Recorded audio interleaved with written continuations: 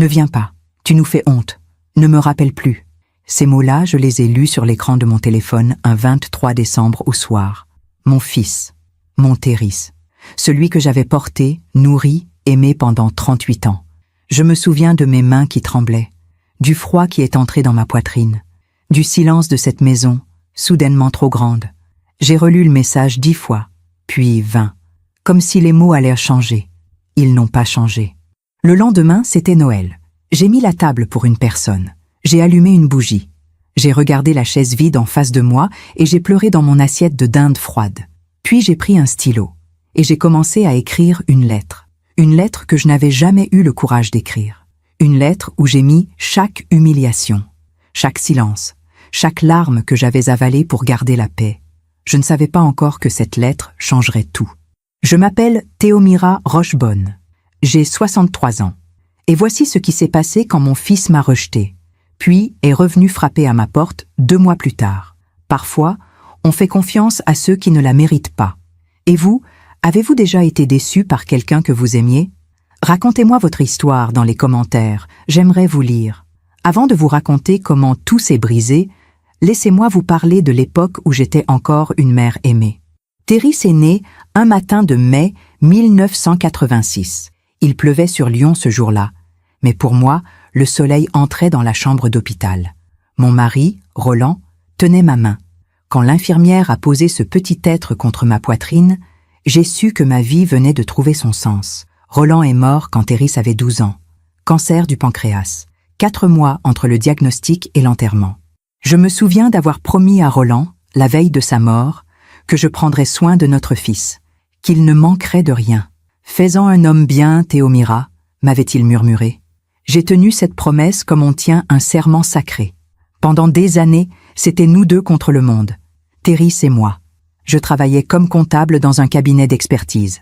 Le soir, je rentrais et je le trouvais penché sur ses devoirs, avec ce froncement de sourcils qu'il tenait de son père. On dînait ensemble tous les soirs, toujours, à 19h précises. Je cuisinais ses plats préférés, gratin dauphinois, poulet rôti au thym, tarte aux pommes encore tiède. Le dimanche, on allait au marché de la Croix-Rousse. Il portait les sacs. On s'arrêtait toujours chez le même fleuriste, et je choisissais des pivoines pour le vase du salon. « Maman, tu mets toujours les mêmes fleurs », disait-il en riant. « C'est parce que les pivoines ne mentent jamais, mon chéri. Elles fleurissent, elles fanent, mais elles reviennent toujours, comme l'amour d'une mère. » Il levait les yeux au ciel, mais il souriait. Théris a fait ses études d'ingénieur à l'INSA. J'étais si fière. Chaque mois, je lui envoyais un colis, biscuits maison, pull tricoté, argent glissé dans une enveloppe avec un mot doux. Quand il a obtenu son diplôme, j'étais au premier rang. J'ai applaudi si fort que mes mains me faisaient mal. Il est venu m'embrasser après la cérémonie, en toge noire, avec ce sourire timide qu'il avait enfant. « Merci, maman. Sans toi, je n'aurais jamais réussi. » Ces mots-là, je les ai gardés dans mon cœur comme on garde une photographie précieuse. Il a trouvé un poste chez Michelin, à Clermont-Ferrand, 170 km de Lyon. Ce n'était pas si loin. Il revenait un week-end sur 2, parfois 3. Je préparais sa chambre, draps propres qui sentèrent la lavande. Ses livres d'enfance encore sur l'étagère. La petite voiture rouge qu'il faisait rouler sur le parquet quand il avait 5 ans. On regardait des films ensemble, le samedi soir. Il s'endormait souvent sur le canapé, la tête penchée sur le côté, comme autrefois. Je le regardais dormir, et je me disais que tant qu'il revenait, tout allait bien. Puis, un jour, il m'a annoncé qu'il avait rencontré quelqu'un. C'était un dimanche après-midi. On buvait du thé dans le salon. La lumière traversait les rideaux en dentelle. Elle s'appelle Maëlys. Elle travaille dans la communication. On s'est rencontrés à une conférence. J'ai souri. J'ai dit que j'étais heureuse pour lui. Et c'était vrai. Ce que je ne savais pas encore, c'est que Maëlys n'aimait pas les mères qui prennent trop de place. Ce que je ne savais pas encore, c'est que la distance entre Lyon et Clermont-Ferrand allait devenir un gouffre. Ce que je ne savais pas encore, c'est qu'un jour, mon fils me dirait de ne plus l'appeler. Mais à ce moment-là, assise dans mon salon avec mon thé qui refroidissait, je croyais encore que l'amour d'une mère était indestructible. Je croyais encore aux pivoines qui reviennent toujours. Pendant que je raconte tout cela, je me demande d'où vous m'écoutez. Écrivez le nom de votre ville en commentaire. La première fois que j'ai rencontré Maëlys, c'était un samedi d'octobre. Thérèse me l'avait annoncé 3 jours avant, au téléphone. « Maman, je viens ce week-end. Avec Maëlys. Elle veut te connaître. » J'ai passé la semaine à préparer la maison. J'ai changé les rideaux du salon, acheté des fleurs fraîches, fait mon meilleur coq au vin, celui que Thérèse adorait depuis l'enfance. J'ai même sorti la nappe brodée que ma mère m'avait offerte pour mon mariage, celle qu'on ne sort que pour les grandes occasions. Parce que c'était une grande occasion, n'est-ce pas? Mon fils amenait la femme qu'il aimait. Ils sont arrivés vers 15 heures. J'ai ouvert la porte avec un sourire. Thérèse m'a embrassé sur les 2 joues, comme d'habitude. Puis il s'est tourné vers elle. « Maman, je te présente Maëlys. » Elle était grande, mince, des cheveux blonds coupés au carré, très nets, un tailleur gris perle, des talons hauts qui claquaient sur le parquet. Elle m'a tendu une main froide. « Enchantée, Madame Rochebonne. » Madame Rochebonne. Pas Théomira, pas même la maman de Thérèse. Madame Rochebonne. J'ai souri quand même. J'ai serré sa main. J'ai dit que j'étais heureuse de la rencontrer. On s'est installé au salon. J'avais préparé du thé et des madeleines maison. Maëlys a pris une tasse, mais n'a pas touché au gâteau. « Je ne mange pas de sucre raffiné », a-t-elle dit avec un petit sourire poli. Thérèse a ri, un peu gênée. Maëlys fait très attention à sa ligne, maman. Elle court 10 kilomètres tous les matins. Il la regardait comme on regarde une œuvre d'art, avec admiration, avec fierté. Moi, j'ai rangé l'assiette de madeleine. Je me suis sentie vieille, soudainement, avec mes gâteaux au sucre raffiné et mes rideaux en dentelle. Pendant le déjeuner, j'ai servi le coq au vin. L'odeur remplissait la salle à manger. Thérèse a fermé les yeux en respirant. « Ah, ça sent l'enfance, ça !» Mais Maëlys a regardé le plat avec une expression que je n'ai pas su déchiffrer. Quelque chose entre la politesse et le dégoût. « C'est généreux », a-t-elle dit. Généreux. Pas délicieux. Pas appétissant. Généreux. Elle a pris 2 bouchées. Puis elle a posé sa fourchette. C'est délicieux, vraiment. Mais je suis déjà rassasiée. Thérèse a mangé pour 2. Il a complimenté chaque plat. Mais je voyais bien qu'il regardait Maëlys du coin de l'œil. Comme pour s'assurer qu'elle allait bien. Qu'elle n'était pas mal à l'aise. C'était la première fois que je le voyais faire ça. S'inquiéter du regard de quelqu'un d'autre avant du mien. Après le repas, on est passé au salon. J'ai sorti les albums photos. Thérèse enfant, à la plage. Thérèse à son premier jour d'école. Thérèse avec son père, quelques mois avant la maladie. « Oh, Thérèse, tu étais adorable », ai-je dit en riant. Maëlys a jeté un œil rapide sur les photos. Puis elle a regardé sa montre. « Chérie, on devrait peut-être y aller. On a cette soirée chez Julien ce soir, tu te souviens? Une soirée, à Clermont-Ferrand, à 170 km d'ici. » Thérèse a hoché la tête. « Ah oui, c'est vrai. Désolée, maman. On doit y aller. » Ils étaient arrivés à 15 heures. Il était 18 heures. 3 heures. C'est tout ce que mon fils m'avait donné. Je les ai raccompagnés à la porte. Thérèse m'a embrassé rapidement. Maëlys a fait un petit signe de la main. « Merci pour ce déjeuner, Madame Rochebonne. C'était rustique, rustique. » J'ai souri. J'ai dit « De rien ». J'ai refermé la porte, puis je suis retournée dans la salle à manger. La nappe brodée de ma mère, les assiettes à moitié pleines, les madeleines intactes. J'ai commencé à débarrasser. Et c'est là que j'ai vu, posée sur la table basse du salon, une petite carte de visite. Maëlys Dufresne, consultante en images de marque. Au dos, elle avait écrit quelque chose à la main, probablement pour Thérèse. « N'oublie pas, on construit notre avenir, pas notre passé. » J'ai relu cette phrase 3 fois, puis je l'ai glissée dans le tiroir de la console, sous les vieilles factures. Je ne savais pas encore que cette phrase allait devenir une prophétie. Les semaines ont passé. Thérèse appelait moins souvent, 1 fois par semaine, puis 1 fois toutes les 2 semaines. Quand je lui demandais comment allait Maëlys, il répondait toujours la même chose. « Elle va bien, elle t'embrasse. » Mais elle ne m'embrassait jamais vraiment. Et lentement, sans que je m'en rende compte, la distance entre Lyon et Clermont-Ferrand s'est mise à grandir. Pas en kilomètres, en silence. Ils se sont mariés au printemps suivant. Un mariage en petit comité, à Clermont-Ferrand, dans une salle élégante avec vue sur les volcans d'Auvergne. J'ai reçu l'invitation par la poste. Un carton crème, sobre, avec leurs 2 noms gravés en lettres dorées. Maëlys Dufresne et Thérèse Rochebonne ont le plaisir de vous inviter à leur union. Au dos, une note manuscrite de Thérèse. « Maman, ce sera un mariage intime. Juste la famille proche et quelques amis. On espère que tu comprendras. » Comprendre quoi? que mon fils unique se mariait et que j'étais priée de rester discrète, mais j'ai souri quand même. J'ai envoyé un mot de félicitations. J'ai acheté une robe bleu marine, élégante, mais pas trop voyante. Je ne voulais pas faire d'ombre à la mariée. Le jour du mariage, je suis arrivée 1 heure avant la cérémonie.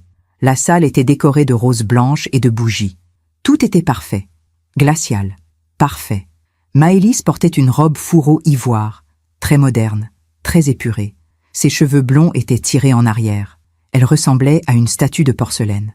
Quand je me suis approchée pour la féliciter, elle m'a embrassée sur les joues. 2 bises rapides, sans chaleur. Théomira, quelle joie de vous avoir parmi nous. Parmi nous. Comme si j'étais une invitée quelconque. Théris est arrivé juste après. Il portait un costume gris anthracite. Il était beau. Tellement beau que j'ai eu les larmes aux yeux. Il m'a embrassée. Merci d'être là, maman. Où veux-tu que je sois, mon chéri? Il a souri, mais il n'a pas répondu. Pendant la cérémonie, j'étais assise au 3e rang, pas au 1er. Le 1er rang était réservé aux parents de Maëlys. Son père, notaire à Vichy. Sa mère, décoratrice d'intérieur. Des gens élégants, sûrs d'eux, qui souriaient avec cette assurance tranquille de ceux qui n'ont jamais manqué de rien. La mère de Maëlys portait un tailleur Chanel. Elle a échangé quelques mots avec moi après la cérémonie.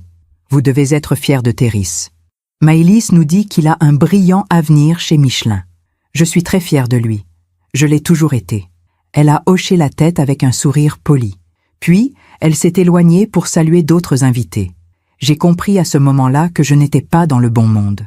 Pas assez élégante, pas assez moderne, pas assez Dufresne. Pendant le repas, j'étais placée à une table au fond de la salle, avec des cousins éloignés de Maëlys que je ne connaissais pas. Théris et Maëlys étaient à la table d'honneur, entourés de leurs amis. Ils riaient, ils trinquaient, ils avaient l'air heureux. Je les regardais de loin, et je me disais que peut-être c'était mieux comme ça.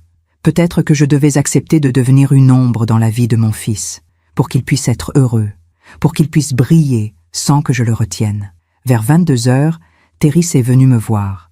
Il avait bu quelques coupes de champagne. Ses joues étaient roses. « Maman, tu t'amuses bien ?»« Oui, mon chéri, c'est une très belle fête. » Il s'est assis à côté de moi. Il a pris ma main. « Je sais que tu aurais aimé que ce soit différent. Plus familial. Mais Maëlys voulait quelque chose de moderne. Tu comprends, n'est-ce pas ?»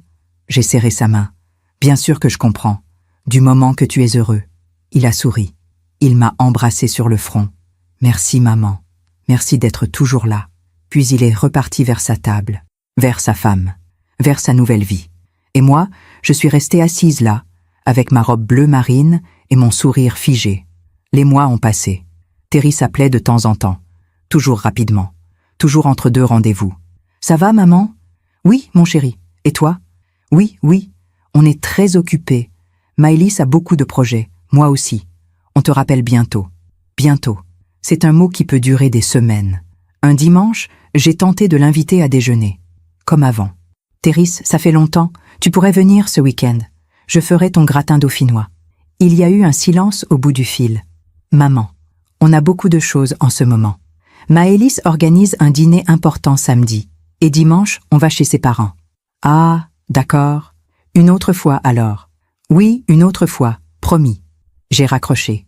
J'ai regardé le téléphone dans ma main. Une autre fois. Puis, un jour de janvier, Théris m'a annoncé que Maëlys était enceinte. J'étais au téléphone avec lui. J'ai crié de joie. « Oh, mon chéri, c'est merveilleux, je vais être grand-mère. » Il riait. « Oui, maman, tu vas être grand-mère. On est très heureux. Quand est-ce que je peux venir? Je veux vous voir. Je veux... » Maman. Sa voix avait changé. Plus sèche, plus distante. Maëlys a besoin de calme en ce moment. Le médecin lui a dit de ne pas se stresser. On préfère rester tranquille pour l'instant. On t'appellera quand ce sera le bon moment. Le bon moment. D'accord, je comprends. Prends soin d'elle. Promis. À bientôt, maman. À bientôt. Je n'ai pas été invitée à l'échographie, ni à l'annonce du sexe du bébé. J'ai tout appris par message. Des messages courts, factuels. C'est une fille. Tout va bien. On a choisi le prénom Léonie. Léonie, ma petite fille, que je n'avais pas encore vue, pas même en photo. Quand j'ai demandé s'il pouvait m'envoyer une image de l'échographie, Théris a répondu « Maëlys n'aime pas partager ça sur les réseaux ou par message. C'est intime. Intime. Même pour moi. Même pour la grand-mère. Léonie est née un matin de septembre. 3 kilos de sang. Thérisse m'a appelé depuis l'hôpital. Maman, elle est là. Elle est magnifique. J'ai pleuré au téléphone. Je veux venir. Je veux la voir. Pas tout de suite, maman. Maëlys est épuisée. Et on a beaucoup de monde à l'hôpital. Ses parents, sa sœur. Ça fait beaucoup de visites. On t'appellera dans quelques jours. Quelques jours sont devenus 2 semaines. Puis 3. Finalement, Thérisse m'a invité un dimanche après-midi. 1 heure. Juste 1 heure. Quand je suis arrivée chez eux, à Clermont-Ferrand, Maëlys m'a ouvert la porte avec Léonie dans les bras. « Bonjour Théomira, entrez. » Elle portait un chemisier blanc impeccable. Pas une tache, pas un cheveu de travers. Comme si elle n'avait pas accouché 3 semaines plus tôt. J'ai regardé le bébé. Ma petite fille. Elle avait les yeux fermés. Un petit nez parfait. Des cheveux bruns, comme ceux de Thérisse. Elle est magnifique, ai-je murmuré. Oui, elle dort beaucoup. C'est un bébé très sage. Maëlys ne m'a pas proposé de la prendre dans mes bras. On est resté debout dans l'entrée. Thérisse est arrivée de la cuisine avec du café. « Maman, viens, installe-toi. » On s'est assis au salon. J'ai bu mon café en regardant Léonie, endormie contre sa mère. « Je peux la prendre ?» ai-je finalement demandé. Maëlys a hésité. Elle vient de s'endormir. Si on la déplace, elle va se réveiller. Et après, elle pleure pendant des heures. Je serai très douce. Maëlys a regardé Thérisse. Il a hoché la tête. Elle m'a tendu Léonie. Comme on tend un objet fragile à quelqu'un en qui on n'a pas confiance. J'ai pris ma petite fille dans mes bras. Elle était chaude, légère, parfaite. J'ai senti les larmes monter. « Bonjour ma chérie, je suis ta grand-mère. » Léonie a ouvert les yeux. Des yeux bleus, immenses. Elle m'a regardée. Et j'ai su à cet instant que je l'aimerais pour toujours. Puis, elle s'est mise à pleurer. Maëlys s'est levée immédiatement. Je vous l'avais dit, elle n'aime pas être déplacée. Donnez-la-moi. Elle a repris Léonie. Le bébé s'est calmé instantanément. Maëlys m'a souri. Elle est très sensible. Il faut respecter son rythme. Son rythme. Pas le mien. Je suis restée encore 30 minutes. Puis Maëlys a regardé l'heure. Théomira, je suis désolée, mais Léonie a besoin de sa sieste. Et moi aussi, franchement. Thérisse m'a raccompagnée à la porte. Merci d'être venue, maman. C'est normal, mon chéri. C'est ma petite fille. Il a hoché la tête. Mais il n'a rien dit. Je suis rentrée à Lyon, seule, avec dans le cœur l'image de Léonie qui pleurait dans mes bras. Et je me suis dit que peut-être j'avais fait quelque chose de mal. Peut-être que je n'étais pas la bonne grand-mère pour cette famille parfaite. Peut-être que je devais apprendre à me faire plus petite encore, pour qu'il m'accepte. Je me demande encore si j'ai fait le bon choix. Et vous, qu'auriez-vous fait à ma place? Les mois ont passé comme passent les saisons quand on les regarde de loin. Léonie a grandi. J'ai regardé grandir ma petite fille à travers des photos envoyées par message. Des photos que je n'avais pas le droit de partager. Maëlys préfère garder ça privé, me disait Thérisse. Privé. Même pour moi. Léonie a eu 1 an. Puis 2, puis 3. Je la voyais 2 ou 3 fois par an. Toujours chez eux. Toujours sur rendez-vous. Toujours avec Maëlys qui surveillait chaque geste, chaque mot. Ne lui donne pas de bonbons, Théomira. On ne veut pas qu'elle prenne de mauvaises habitudes. Ne la laisse pas courir pieds nus, elle pourrait attraper froid. Ne lui raconte pas d'histoires tristes. On veut qu'elle grandisse dans la joie. Je hochais la tête, je souriais, je me taisais. Puis, un 2e bébé est arrivé. Un garçon, cette fois. Ils l'ont appelé Aurélien. J'ai appris la grossesse par un message. J'ai appris la naissance par un autre message. Aurélien est né ce matin. 3,5 kg. Tout va bien. J'ai demandé quand je pouvais venir. Maëlys a besoin de se reposer. On te dira. On m'a dit 3 semaines plus tard. 1 heure, le dimanche après-midi. J'ai pris le train. J'ai apporté des cadeaux pour Léonie et Aurélien. Des petits livres. Un doudou brodé à la main. Quand Maëlys a ouvert les paquets, elle a souri poliment. C'est très généreux, Théomira.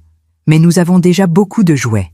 Et nous préférons les matières biologiques certifiées pour les enfants. Elle a rangé mes cadeaux dans un placard. Je ne les ai jamais revus. Les années ont continué. Léonie est entrée à l'école. Aurélien a fait ses premiers pas. Et moi, je continuais d'exister dans les marges de leur vie. Je les appelais 1 fois par semaine. Toujours le dimanche soir, à 19 h. C'était devenu un rituel. Mais souvent, Thérisse ne répondait pas. Ou il répondait rapidement, entre 2 activités. Maman, on est en train de dîner. Je te rappelle plus tard. Il ne rappelait jamais. Un jour, j'ai décidé de leur rendre visite sans prévenir. C'était un samedi de mars. Il faisait beau. J'ai pris le train de bonne heure. Je me suis dit que peut-être, si je passais comme ça, naturellement, ils seraient contents de me voir. J'ai sonné à leur porte vers 11 heures. J'avais apporté une tarte aux pommes encore tiède. C'est Maëlys qui a ouvert. Elle portait une tenue de sport, ses cheveux étaient attachés en queue de cheval. Elle m'a regardé comme si j'étais un témoin de Jéhovah. « Théomira, qu'est-ce que vous faites là ?» Je passais dans le coin. Je me suis dit que... « Vous passiez dans le coin ?» Son ton était glacial. « Théomira, Clermont-Ferrand n'est pas sur la route de Lyon. On ne passe pas dans le coin par hasard. » J'ai baissé les yeux. Je voulais voir les enfants. Elle a soupiré. Un long soupir, fatigué. Thérèse n'est pas là. Il est parti jouer au tennis avec des collègues. Et moi, j'allais justement emmener les enfants au parc. Je peux venir avec vous? Non. Le mot était tombé comme une pierre. Non, Théomira. Les enfants ont leur routine. Ils ne comprennent pas les visites impromptues. Ça les déstabilise. Je suis leur grand-mère. Je sais qui vous êtes. Mais ça ne change rien au fait qu'on a besoin de stabilité ici. Elle a pris la tarte de mes mains. Merci pour le gâteau. Je dirai à Thérèse que vous êtes passé. Mais la prochaine fois, prévenez-nous avant de venir. Et elle a refermé la porte. Je suis restée là, sur le palier, à regarder cette porte close. Puis je suis redescendue. J'ai pris le train. Je suis rentrée à Lyon. Et pendant tout le trajet, j'ai essayé de comprendre ce que j'avais fait de mal. Le soir même, Thérèse m'a appelée. « Maman, Maëlys m'a dit que tu étais passée. »« Oui, je voulais vous voir. » Il y a eu un silence. « Maman, tu ne peux pas débarquer comme ça. On a une vie, des emplois du temps. Je sais, mon chéri. Je suis désolée. Ce n'est pas grave. Mais la prochaine fois, appelle avant. D'accord? D'accord. Bon, il faut que j'y aille. Les enfants vont se coucher. Thérèse? Oui? J'ai failli lui dire que j'avais mal, que je ne comprenais pas pourquoi j'étais devenue une étrangère dans sa vie. Mais je n'ai rien dit. Rien. Je t'aime, mon chéri. Moi aussi, maman. À bientôt. Il a raccroché. Et moi, je suis restée assise dans mon salon, avec le téléphone dans la main et les larmes sur les joues. Quelques semaines plus tard, j'ai reçu un message de Thérèse. « Maman, on a décidé de déménager. On a trouvé une maison à Vichy, plus proche des parents de Maëlys. Et moi, j'ai eu une promotion. Je vais travailler depuis la maison. Vichy, 250 km de Lyon. C'est merveilleux, mon chéri. Je suis fière de toi. Merci, maman. On organise une pendaison de crémaillère le mois prochain. On t'enverra l'invitation. » L'invitation est arrivée 3 jours avant la fête. Par message. Samedi prochain, 15 heures. Tenue décontractée. Pas de « on espère que tu pourras venir ». Pas de « tu nous manques ». Juste une invitation, comme on en envoie aux voisins. Je suis allée à cette pendaison de crémaillère. La maison était immense, moderne, avec un jardin où les enfants couraient pieds nus dans l'herbe. Il y avait beaucoup de monde, des collègues de Thérèse, des amis de Maëlys, les parents Dufresne, élégants comme toujours. Moi, j'étais assise sur une chaise en plastique blanc, au fond du jardin, avec un verre de jus de fruits. Léonie est venue me voir à un moment. « Bonjour, madame. »« Madame. » Pas mamie, pas grand-mère. « Madame. »« Bonjour, ma chérie. Tu te souviens de moi ?» Elle a secoué la tête. « Maman dit que tu es la dame qui habite loin. »« La dame qui habite loin. » J'ai souri. J'ai caressé ses cheveux. « Oui, c'est moi. » Elle est repartie en courant rejoindre les autres enfants. Vers 18 heures, je suis allée dire au revoir à Thérèse. Il parlait avec des collègues. Il riait fort. « Thérèse, je vais y aller. » Il s'est tourné vers moi surpris. « Déjà? Mais on n'a même pas coupé le gâteau. » Je suis fatiguée, mon chéri, et j'ai un long trajet. Il m'a embrassée rapidement. « D'accord. Merci d'être venue, maman. C'est normal. » Il est reparti vers ses invités. Et moi, je suis partie, seule, avec, dans le cœur, l'image de Léonie qui ne me reconnaissait plus. Les mois ont encore passé. Les appels se sont espacés. Une fois toutes les 2 semaines. Puis, une fois par mois. À chaque anniversaire, j'envoyais des cadeaux, des cartes, des mots doux. Je recevais des messages de remerciement. Courts, polis. Merci pour le cadeau. Les enfants sont contents. Pas de photos, pas de nouvelles détaillées. Juste des mercis automatiques. Puis est arrivé ce mois de décembre. Décembre 2023. J'ai appelé Thérèse début décembre pour savoir s'il viendrait pour Noël. Comme avant. Comme quand il était enfant et qu'on décorait le sapin ensemble. Il n'a pas répondu. J'ai laissé un message. Thérèse, c'est maman. J'aimerais savoir si vous venez pour Noël. Je préparerai tout ce que tu aimes. Rappelle-moi. Il a mis 3 jours à répondre, par message. Maman, on passe Noël chez les parents de Maëlys. C'est plus simple avec les enfants. J'ai relu ce message 10 fois. Puis j'ai écrit « Et moi ?» Il n'a pas répondu tout de suite. Puis, le 23 décembre au soir, j'ai reçu un autre message. Un message que je n'oublierai jamais. Le 23 décembre 2023, à 20h43 exactement, mon téléphone a vibré sur la table de la cuisine. J'étais en train de préparer le dîner. Une omelette aux champignons. Pour une personne. J'ai pris le téléphone. Un message de Thérèse. J'ai souri. Je me suis dit qu'il avait peut-être changé d'avis. Qu'il allait me dire de venir quand même à Vichy. Ou qu'ils viendraient tous à Lyon pour Noël. J'ai ouvert le message. Et mon cœur s'est arrêté. Maman, je t'en prie, arrête d'insister. On a pris notre décision. On passe Noël chez les Dufresne. C'est comme ça. Ne viens pas. Tu nous fais honte avec tes appels incessants et tes reproches. Tu ne comprends pas qu'on a notre vie maintenant. Maëlys en a assez. Moi aussi. Ne me rappelle plus. J'ai relu ce message. 1 fois, 2 fois, 10 fois. Ne viens pas. Tu nous fais honte. Ne me rappelle plus. Les mots dansaient devant mes yeux. Ils entraient dans ma poitrine comme des couteaux. Mon fils, mon Thérèse, l'enfant que j'avais porté, nourri, élevé seul après la mort de son père. Mon fils venait de me dire que je lui faisais honte. Je me suis assise, lentement, comme si mes jambes ne me portaient plus. J'ai posé le téléphone sur la table. Mes mains tremblaient. Dehors, il neigeait. Les rues de Lyon étaient illuminées. Les familles rentraient chez elles avec des sacs remplis de cadeaux. Et moi, j'étais seule dans ma cuisine, à regarder ce message qui venait de détruire quelque chose en moi. J'ai essayé de comprendre. J'ai remonté le fil des mois, des années. Qu'est-ce que j'avais fait de si terrible? J'avais appelé trop souvent? 2 fois par mois? C'était trop? J'avais voulu voir mes petits-enfants? C'était un crime? J'avais osé passer sans prévenir, une seule fois, parce que je pensais leur faire une surprise? Est-ce que tout cela méritait d'être rejeté, humilié, banni? Je me suis levée. J'ai ouvert le tiroir de la console dans l'entrée, celui où j'avais rangé la carte de visite de Maëlys, des années plus tôt. Je l'ai retrouvée, sous les vieilles factures. N'oublie pas, on construit notre avenir, pas notre passé. Voilà ce que Maëlys pensait de moi depuis le début. J'étais le passé, l'encombrante, celle qu'on efface pour aller de l'avant.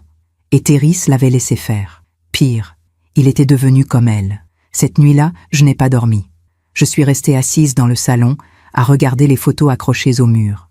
Thérèse bébé, dans mes bras. Thérèse à 6 ans, avec son vélo rouge. Thérèse à son diplôme, avec ce sourire fier. Thérèse le jour de son mariage, beau et distant. À quel moment avais-je perdu mon fils? À quel moment était-il devenu un étranger? Le lendemain, c'était le 24 décembre. Noël. Je me suis levée tôt. J'ai ouvert les volets. Dehors, la neige avait tout recouvert. Les toits, les voitures, les rues. Tout était blanc, pur, silencieux, comme si le monde s'était arrêté. Je suis allée à la cuisine. J'ai fait du café. J'ai mis la table, une assiette, un verre, une serviette, pour moi, juste pour moi. Puis, je me suis assise, et j'ai pleuré. J'ai pleuré comme je n'avais pas pleuré depuis la mort de Roland. Des sanglots qui venaient du ventre, des larmes qui ne s'arrêtaient plus. J'ai pleuré pour toutes ces années où j'avais essayé d'être la bonne mère, la bonne belle-mère, la bonne grand-mère.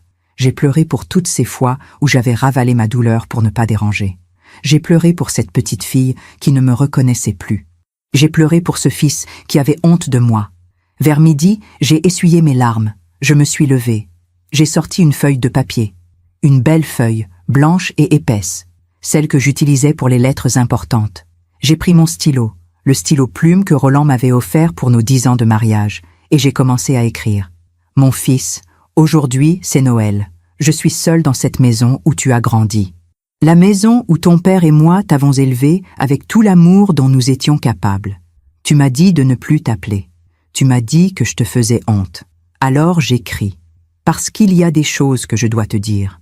Des choses que j'ai gardées trop longtemps. Je ne t'ai jamais dit à quel point c'était difficile quand ton père est mort. Tu avais 12 ans. Tu pleurais toutes les nuits, tu te réveillais en criant son nom. Et moi, je venais dans ta chambre, je te prenais dans mes bras. Je te berçais jusqu'à ce que tu te rendormes. Mais qui me berçait, moi? Personne. J'ai travaillé double pour qu'on ne manque de rien. J'ai renoncé à mes rêves pour que tu puisses réaliser les tiens. J'ai vécu pour toi. Uniquement pour toi. Je pensais que c'était ce qu'on faisait quand on aimait. On donnait. On se sacrifiait. On espérait que cet amour serait rendu. Un jour. Mais ce jour n'est jamais venu. Tu as rencontré Maëlys. Et j'ai vu, dès le premier regard, qu'elle ne m'aimait pas. Qu'elle me trouvait trop simple, trop vieille, trop présente. J'ai essayé de me faire petite, de ne pas déranger, de ne pas demander trop. Mais ce n'était jamais assez. J'ai été reléguée au 3e rang à ton mariage, comme une invitée quelconque. On m'a interdit de voir ma petite fille quand elle était née, comme si j'étais dangereuse. On a refusé mes cadeaux, mes gâteaux, mes visites, et j'ai tout accepté, parce que je t'aimais, parce que je voulais que tu sois heureux. Mais toi, Théris, t'es-tu demandé une seule fois si j'étais heureuse? Tu m'as dit que je te faisais honte. Sais-tu ce qui me fait honte, moi? C'est de voir que mon fils, cet homme que j'ai élevé avec des valeurs de respect et de gratitude, est devenu quelqu'un qui rejette sa propre mère. C'est de voir que tu as laissé une femme décider qui avait le droit d'être dans ta vie.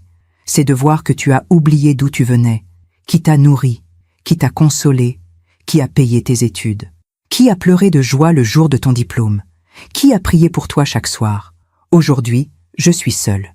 Je mange une dinde froide devant une table vide et je me demande ce que j'ai fait de mal. Mais tu sais quoi, Théris? Je commence à comprendre. Je n'ai rien fait de mal. C'est toi qui as choisi. Tu as choisi une femme qui ne respecte rien de ce qui t'a construit. Tu as choisi le confort d'une famille aisée plutôt que la dignité de celle qui t'a tout donné. Tu as choisi de me faire honte plutôt que de défendre ta propre mère. Alors voilà ce que je fais aujourd'hui. Je te libère. Je ne t'appellerai plus. Je ne viendrai plus frapper à ta porte. Je ne t'enverrai plus de messages pour prendre de tes nouvelles. Tu voulais que je disparaisse? Je disparais. Mais sache une chose. Un jour, tes enfants grandiront. Un jour, ils te regarderont et ils te demanderont « Où est mamie ?» Et tu devras leur expliquer. Tu devras leur dire que tu as rejeté ta mère parce qu'elle t'aimait trop, parce qu'elle appelait trop souvent, parce qu'elle voulait voir ses petits-enfants. Tu devras porter cette honte, pas moi. Un jour, tu comprendras ce que c'est d'être parent. Un jour, tu comprendras ce que c'est de donner sa vie pour ses enfants. Et ce jour-là, peut-être, tu penseras à moi. Peut-être que tu regretteras. Mais ce jour-là, il sera trop tard. Parce que moi, j'aurai appris à vivre sans toi. Parce que moi, j'aurai compris que l'amour d'une mère ne peut pas tout réparer. Que parfois, il faut savoir partir. Se protéger, se respecter. Alors voilà, mon fils. C'est mon dernier mot pour toi. Je te souhaite d'être heureux. Vraiment. Je te souhaite de réussir dans la vie que tu as choisie. Mais je ne ferai plus partie de cette vie. Tu m'as fermé ta porte. Aujourd'hui, je ferme mon cœur.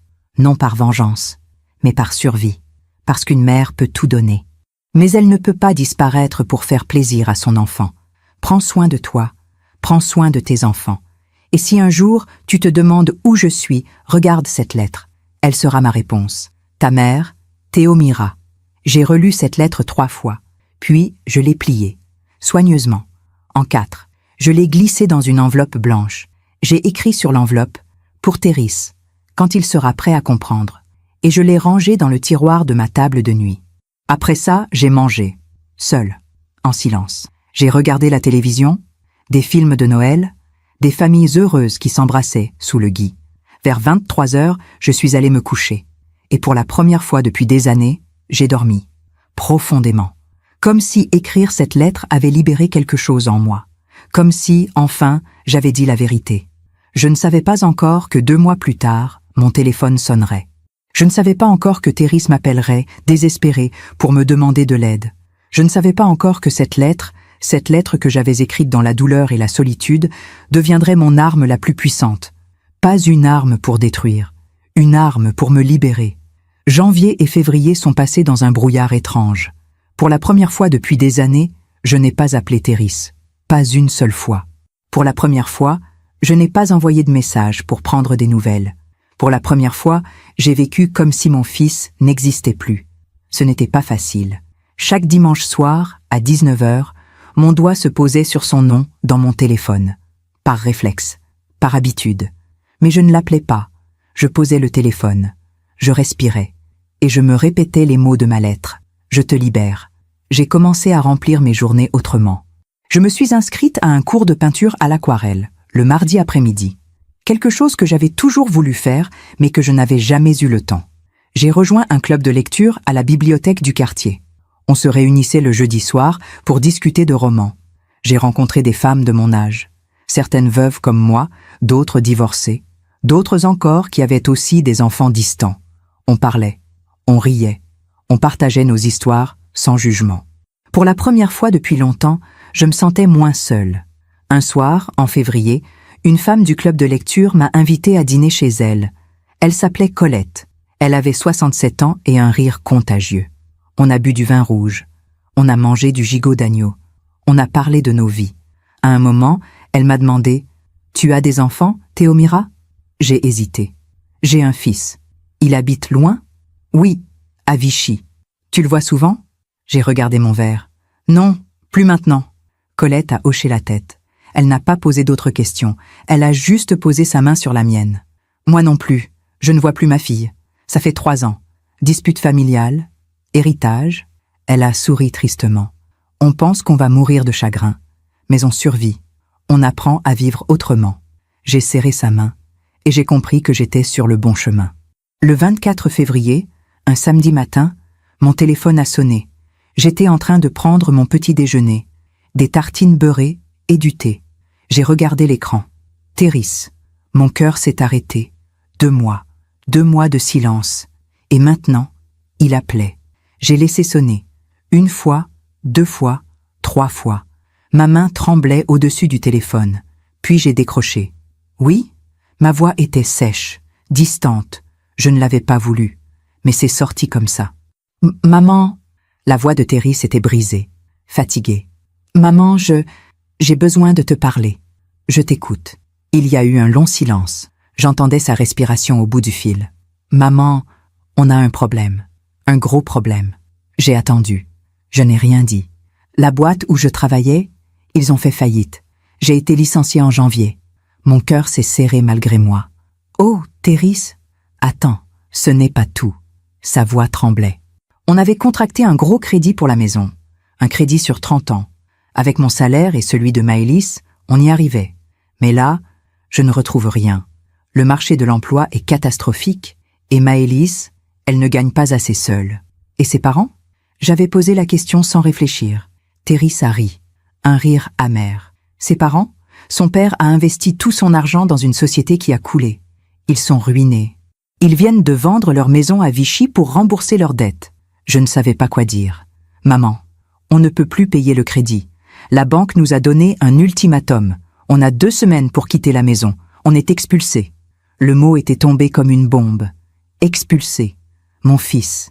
Ses enfants. Expulsés. Thérisse, je suis désolée. Vraiment. C'est terrible. Maman. Il a marqué une pause. Maman, est-ce qu'on peut venir chez toi ? Juste quelques mois. Le temps que je retrouve du travail. Moi, Maëlys, Léonie et Aurélien.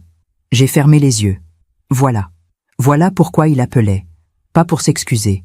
Pas pour me demander comment j'allais. Pas pour me dire qu'il regrettait. Non. Pour me demander un service. Thérisse, tu te souviens du dernier message que tu m'as envoyé ? Silence. Le 23 décembre. Tu m'as dit de ne plus t'appeler. Tu m'as dit que je te faisais honte. Maman, Non. Laisse-moi finir. Ma voix tremblait. Mais je continuais. Pendant 2 mois, tu ne m'as pas donné de nouvelles. Tu ne m'as pas appelé pour t'excuser. Tu ne m'as pas demandé comment j'allais après avoir passé Noël seule. Maman, j'étais sous pression. Maëlys était quoi, Thérisse ? Silence. Maëlys était en colère. Elle trouvait que tu en faisais trop, que tu nous étouffais. Les mots sont entrés dans ma poitrine comme des lames. Je vous étouffais, en appelant 2 fois par mois, en voulant voir mes petits-enfants 3 fois par an ? Maman, tu ne comprends pas ? Non, Thérisse, c'est toi qui ne comprends pas. J'ai pris une grande inspiration. Tu m'appelles aujourd'hui parce que tu as besoin de moi. Pas parce que tu m'aimes, pas parce que tu regrettes, mais parce que tu n'as plus personne d'autre. Ce n'est pas vrai. Alors pourquoi tu ne m'as pas appelé en janvier quand tu as été licenciée ? Pourquoi tu ne m'as pas appelé en février quand la situation s'aggravait? Silence. Tu ne m'as appelé qu'aujourd'hui parce que la banque vous expulse dans 2 semaines. Maman, je t'en prie, on n'a nulle part où aller. Les enfants, pense aux enfants. Léonie a 6 ans. Aurélien en a 3. Ils ne peuvent pas dormir dehors. Et là, j'ai senti quelque chose se briser en moi. Non pas de douleur, mais de clarté. Théris, écoute-moi bien. Je ne vais pas te dire non. J'ai entendu son soupir de soulagement. Merci, maman, merci. Je savais que... Mais je ne vais pas te dire oui non plus. Pas comme ça. Pas au téléphone. Quoi? Viens chez moi, toi, Maëlys et les enfants. Venez me voir, en face. Maman, on n'a pas le temps de... Vous avez 2 semaines. Vous avez le temps. Ma voix était ferme maintenant. Si vous voulez mon aide, vous viendrez ici, à Lyon, dans cette maison où tu as grandi, et on parlera, tous ensemble. Théris a hésité. D'accord, on viendra demain. Non, pas demain, samedi prochain, le 2 mars, à 15 heures. Maman, pourquoi attendre? Parce que j'ai besoin de temps pour réfléchir. Et toi aussi. Mais, samedi 2 mars, 15 heures. Si vous ne venez pas, je considérerai que vous avez trouvé une autre solution. Et j'ai raccroché. J'ai posé le téléphone sur la table. Mes mains tremblaient. Mon cœur battait à tout rompre. Mais pour la première fois depuis des années, je ne pleurais pas. Pour la première fois, je n'avais pas cédé immédiatement. Pour la première fois, j'avais posé mes conditions. Les jours suivants ont été étranges. Je continuais mes cours d'aquarelle, mon club de lecture, mes promenades dans le parc. Mais dans ma tête, je préparais ce moment. J'ai relu ma lettre, celle que j'avais écrite le soir de Noël. J'ai relu chaque mot, chaque phrase, et j'ai su ce que j'allais faire. Le vendredi soir, la veille de leur venue, j'ai sorti la lettre de son enveloppe. Je l'ai posée sur la table du salon, puis j'ai préparé la maison. J'ai nettoyé, rangé, aéré. J'ai mis des fleurs fraîches dans le vase, des pivoines, comme avant. Mais cette fois, je ne les mettais pas pour eux. Je les mettais pour moi. Le samedi 2 mars à 14h58, la sonnette a retenti. Je me suis regardée dans le miroir de l'entrée. Cheveux gris coiffés en chignon, chemisier blanc, pantalon noir. J'étais prête. J'ai ouvert la porte. Ils étaient tous les 4 sur le palier. Théris, les traits tirés, des cernes sous les yeux, plus maigre qu'avant. Maëlys, pâle, les cheveux moins parfaits que d'habitude. Elle portait un jean et un pull. Pas de tailleur, pas de talons. Léonie qui me regardait avec curiosité, et Aurélien qui tenait la main de sa mère. « Bonjour », ai-je dit simplement. « Bonjour maman », a dit Théris. Maëlys a hoché la tête. « Bonjour, Théomira. » Entrez. Ils sont entrés, lentement, comme s'ils entraient dans une maison inconnue. Pourtant, c'était la maison où Théris avait grandi. On s'est installé au salon. J'ai servi du thé, des biscuits pour les enfants. Léonie et Aurélien se sont assis sur le tapis, silencieux. Théris et Maëlys étaient sur le canapé, côte à côte. Moi, j'étais dans le fauteuil en face d'eux. Et entre nous, sur la table basse, il y avait la lettre, l'enveloppe blanche avec cette inscription « Pour Théris », quand il sera prêt à comprendre. Théris l'a vue. Son regard s'est figé. « Maman, qu'est-ce que c'est ?»« C'est une lettre que j'ai écrite le soir de Noël, le soir où tu m'as dit de ne plus t'appeler. » Le silence était assourdissant. Avant de décider si je peux vous aider, je veux que tu lises cette lettre. Théris a regardé Maëlys. Elle a détourné les yeux. « Oh, maman, on n'a pas le temps pour... Vous avez 2 semaines avant l'expulsion. Vous avez 10 minutes pour lire une lettre. » Ma voix était calme, ferme. « Lis, Théris. » Il a pris l'enveloppe. Ses mains tremblaient. Il a sorti la lettre, l'a dépliée, et il a commencé à lire. Je l'ai regardé pendant qu'il lisait. J'ai vu ses yeux s'élargir, sa mâchoire se crisper. J'ai vu les larmes monter. J'ai vu sa main serrer le papier si fort que ses jointures sont devenues blanches. Maëlys, à côté de lui, regardait par la fenêtre, raide, silencieuse. Quand il a fini, Théris a levé les yeux vers moi. Des larmes coulaient sur ses joues. « Maman, Sa voix s'est brisée. « Je suis désolée. » J'ai hoché la tête. « Désolée de quoi, Théris ?» Il a baissé la tête. « De tout. De t'avoir rejeté, de t'avoir fait honte, de t'avoir oublié. Et pourquoi l'as-tu fait ?»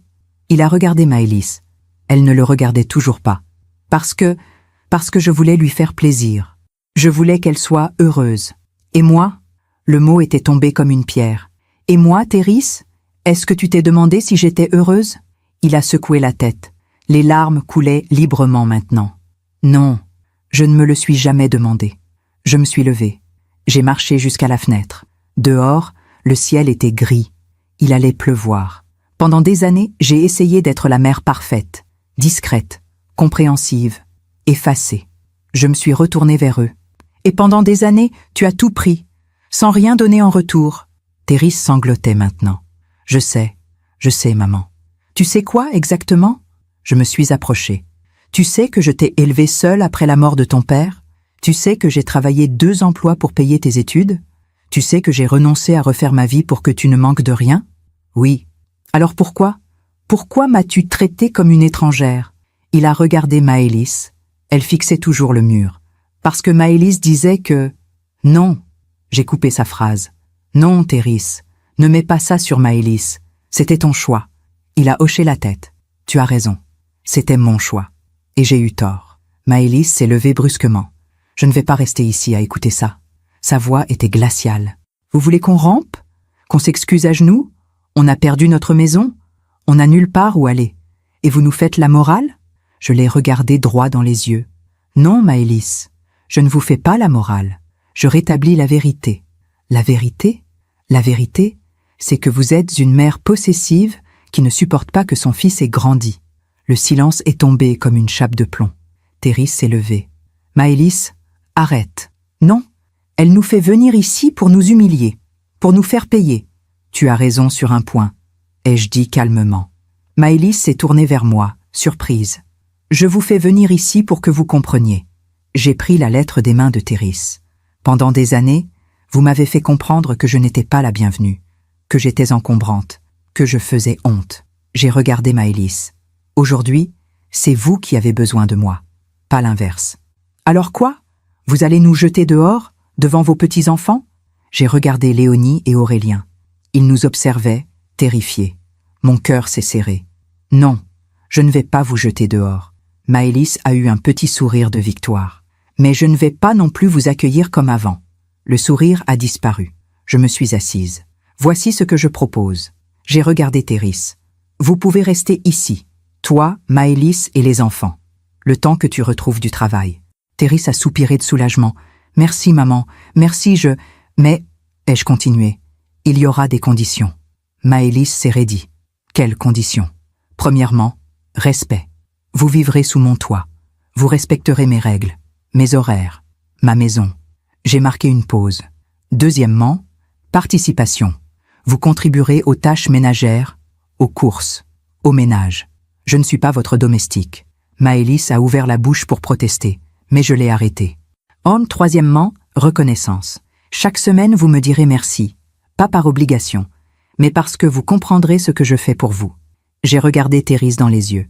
Et quatrièmement, honnêteté. Plus de mensonges, plus de fausses promesses, plus de rejets silencieux. Si quelque chose ne va pas, on en parle, comme une vraie famille. Therese a hoché la tête. D'accord, on accepte. Therese a sifflé Maëlys. Tu ne peux pas accepter ces... Si. Il s'est tourné vers elle. Maëlys, on n'a pas le choix. Et elle a raison, on l'a traitée comme une moins que rien. Et maintenant, on lui demande de nous sauver. Alors oui, j'accepte ces conditions. Toutes. Maëlys a serré les poings. Mais elle n'a rien dit. Bien, ai-je dit. Vous pouvez emménager dans 3 jours, le temps que je prépare les chambres. Merci, maman. Therese s'est approchée. Il a voulu m'embrasser. Je l'ai arrêté. Therese. Oui? Merci ne suffit pas. Il a hoché la tête. Je sais, je vais te le prouver. Ils sont partis peu après. Quand la porte s'est refermée, je suis restée seule dans mon salon. J'ai regardé la lettre sur la table. Et j'ai su que quelque chose venait de se passer. Quelque chose d'important.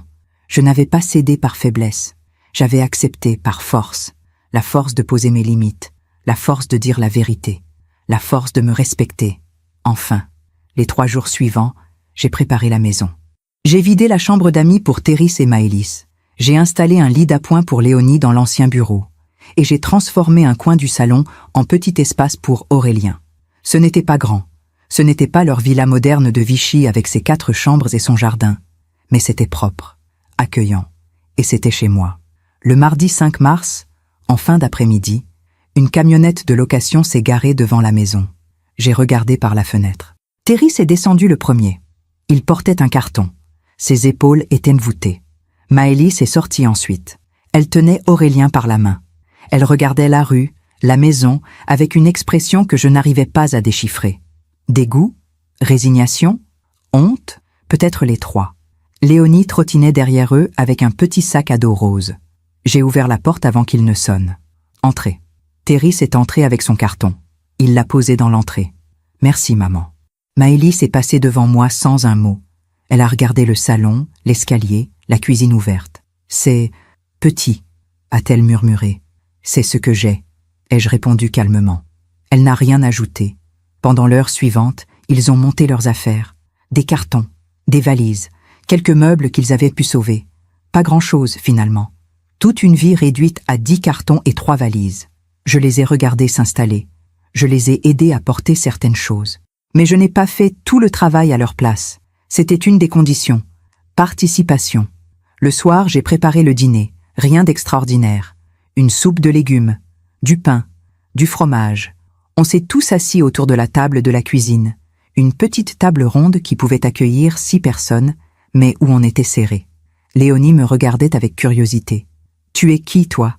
a-t-elle demandé.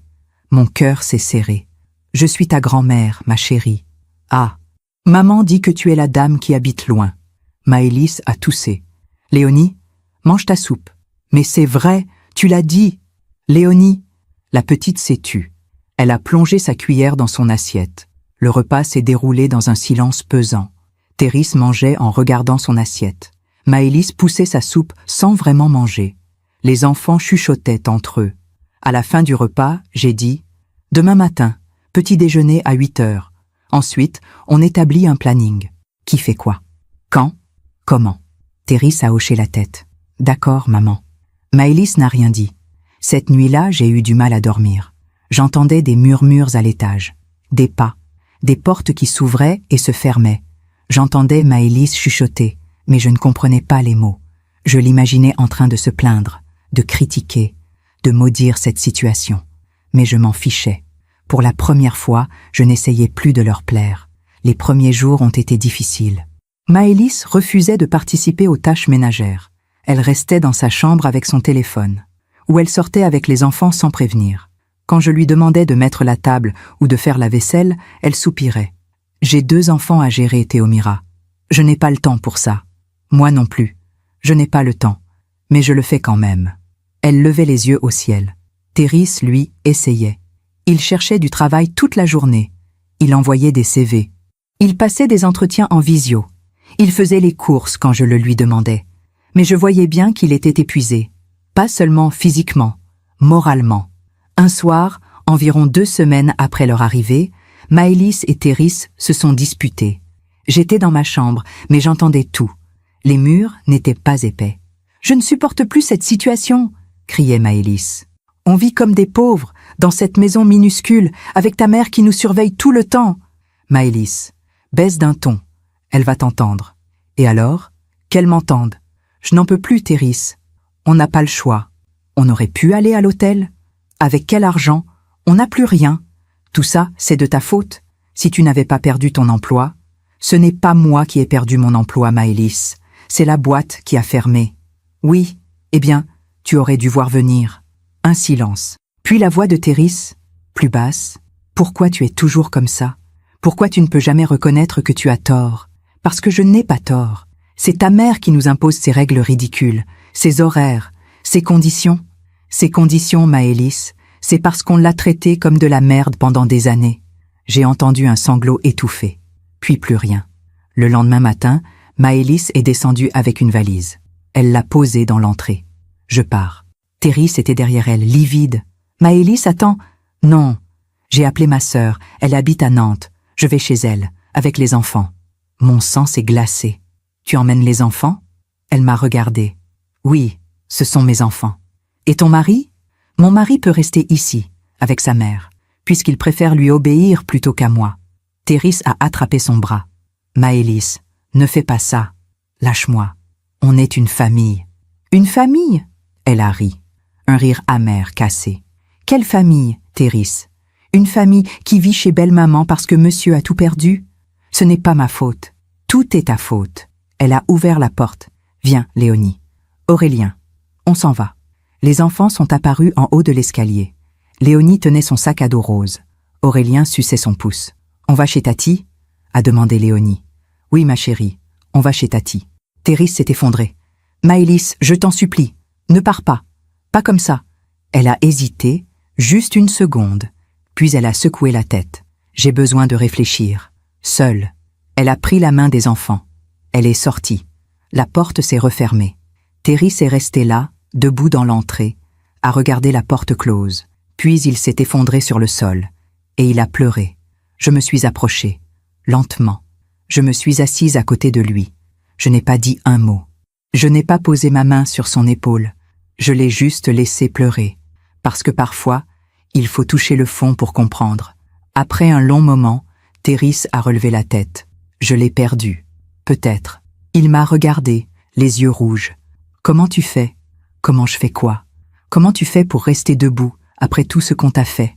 J'ai souri tristement. Parce que j'ai appris quelque chose, Thérèse. Quelque chose que tu dois apprendre aussi. Quoi? On ne peut pas sauver les gens qui ne veulent pas être sauvés. On ne peut pas aimer les gens qui ne veulent pas être aimés. Il a baissé la tête. Maëlys m'aime. Elle est juste perdue. Non, Thérèse. Maëlys t'aime peut-être, mais elle ne t'aime pas pour ce que tu es. Elle t'aime pour ce que tu peux lui apporter. Ce n'est pas vrai. Alors pourquoi elle est partie? Silence. Parce qu'elle ne supporte plus la situation. Exactement. Elle ne supporte plus la situation. Pas toi. La situation. J'ai marqué une pause. Ton père, lui, quand il est tombé malade, je suis restée. Tous les jours. Même quand c'était difficile. Même quand il ne me reconnaissait plus. Parce que j'aimais l'homme, pas ce qu'il pouvait m'apporter. Thérèse a fermé les yeux. Tu penses que je me suis trompée? Je pense que tu as choisi une femme qui te ressemblait. Belle, élégante, ambitieuse. Mais tu n'as pas regardé son cœur. Les jours ont passé. Thérèse vivait seule avec moi maintenant. Il était calme, silencieux. Il passait ses journées à chercher du travail et à appeler Maëlys. Elle ne répondait pas toujours. Quand elle répondait, les conversations étaient courtes, froides. Comment vont les enfants? Ils vont bien. Je peux leur parler? Ils dorment. Quand est-ce que tu rentres? Je ne sais pas. Et elle raccrochait. Un soir, environ 3 semaines après le départ de Maëlys, Thérèse est descendue dans le salon. Je lisais un livre. Il s'est assis en face de moi. Maman? Oui? Je peux te parler? Bien sûr. Il a pris une grande inspiration. J'ai trouvé du travail. Mon cœur a fait un bond. Oh, Thérèse, c'est merveilleux. Oui. C'est un poste d'ingénieur chez Renault. À Lyon. Ça commence dans 2 semaines. C'est une excellente nouvelle. Il a hoché la tête. Mais il ne souriait pas. Maëlys ne veut pas revenir. Les mots sont tombés comme des pierres. Elle dit qu'elle veut rester à Nantes. Que c'est mieux pour les enfants. Qu'elle a trouvé un appartement. Et toi? Elle veut qu'on divorce. J'ai fermé mon livre. Et qu'est-ce que tu en penses? Il a levé les yeux vers moi. Des yeux remplis de larmes.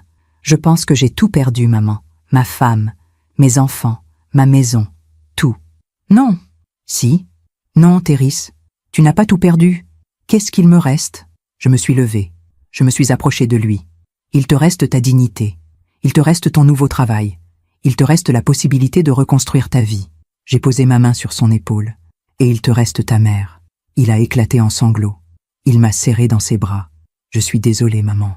Tellement désolée. Je sais. J'ai été horrible avec toi. Oui, tu aurais dû me jeter dehors. Peut-être. Il a relevé la tête. Pourquoi tu ne l'as pas fait? J'ai souri. Parce que je suis ta mère. Et qu'une mère ne jette pas son enfant.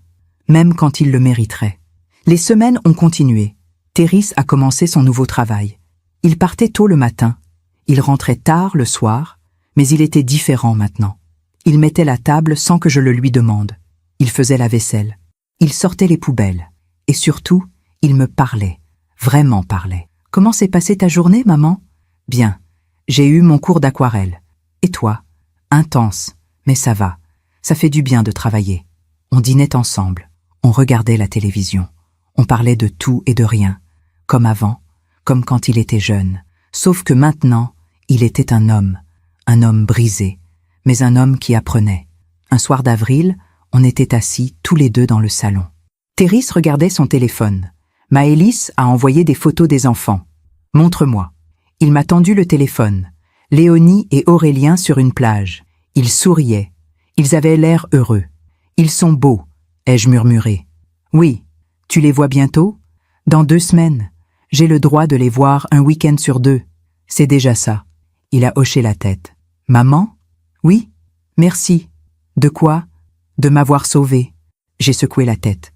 Je ne t'ai pas sauvée, Thérèse. Je t'ai juste donné un toit. C'est toi qui t'es sauvée, en acceptant de voir la vérité. Cette nuit-là, je suis restée longtemps éveillée.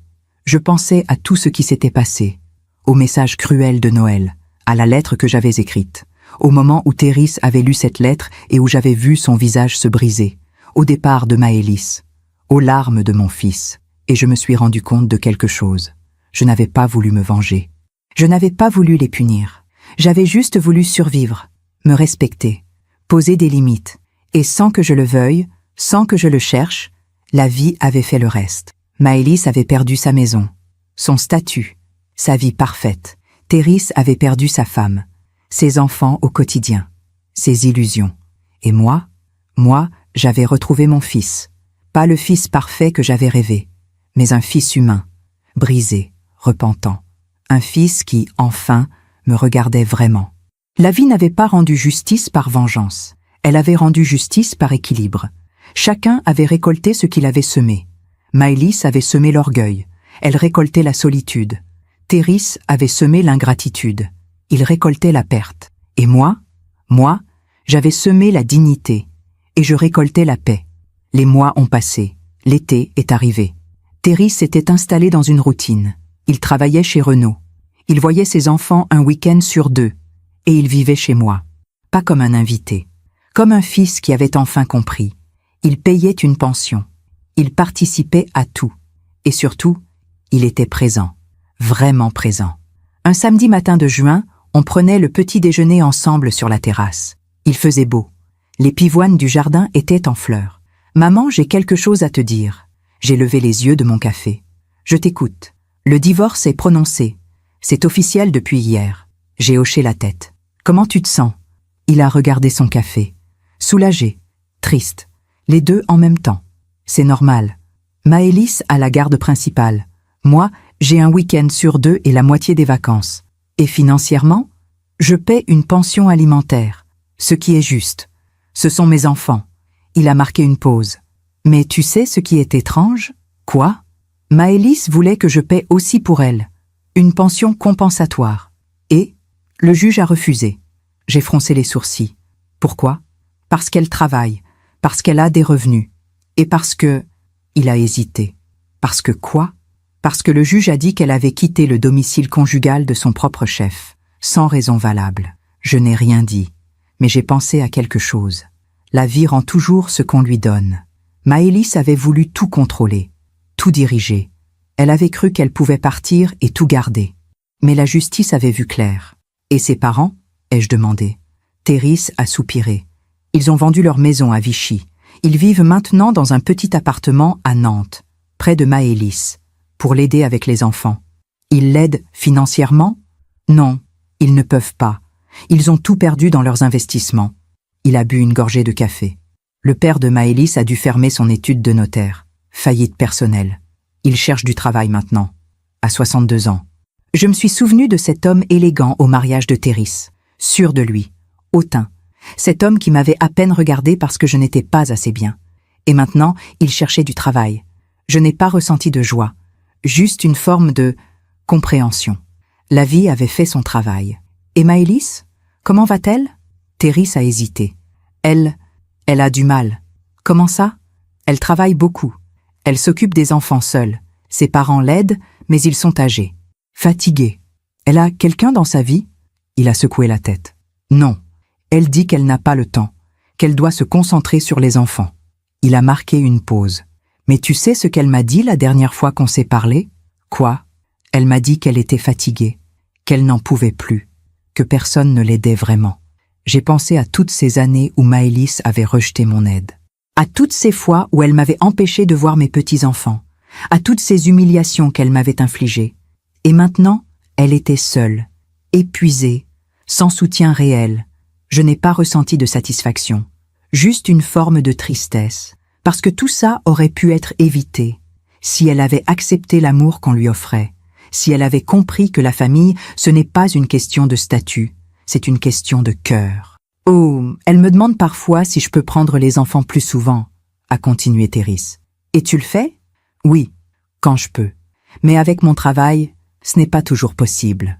Il a regardé le jardin. Maman? Oui? Tu crois qu'elle regrette? Tu veux que je te dise la vérité? Oui. Je pense qu'elle regrette la situation, mais pas ses choix. Thérèse a hoché la tête lentement. Tu as raison. Juillet est arrivé. Thérèse devait prendre les enfants pour 2 semaines. Les vacances d'été. Maman, je peux les emmener ici? Bien sûr. C'est leur maison aussi maintenant. Tu es sûre? Ça va faire du bruit, du désordre. Thérèse, ce sont mes petits-enfants. Ils sont les bienvenus. Il m'a serré dans ses bras. Merci, maman. Le 15 juillet, Thérèse est partie chercher Léonie et Aurélien à Nantes. Il est revenu le soir même. Quand la voiture s'est garée devant la maison, je suis sortie sur le perron. Léonie est descendue la première. Elle avait grandi. Elle avait 7 ans maintenant. Des nattes blondes, un sourire timide. « Bonjour », a-t-elle dit doucement. « Bonjour, ma chérie. » Aurélien se cachait derrière son père. Il avait 4 ans, des grands yeux bruns. « Viens, Aurélien. C'est mamie », a dit Thérèse. « Mamie ».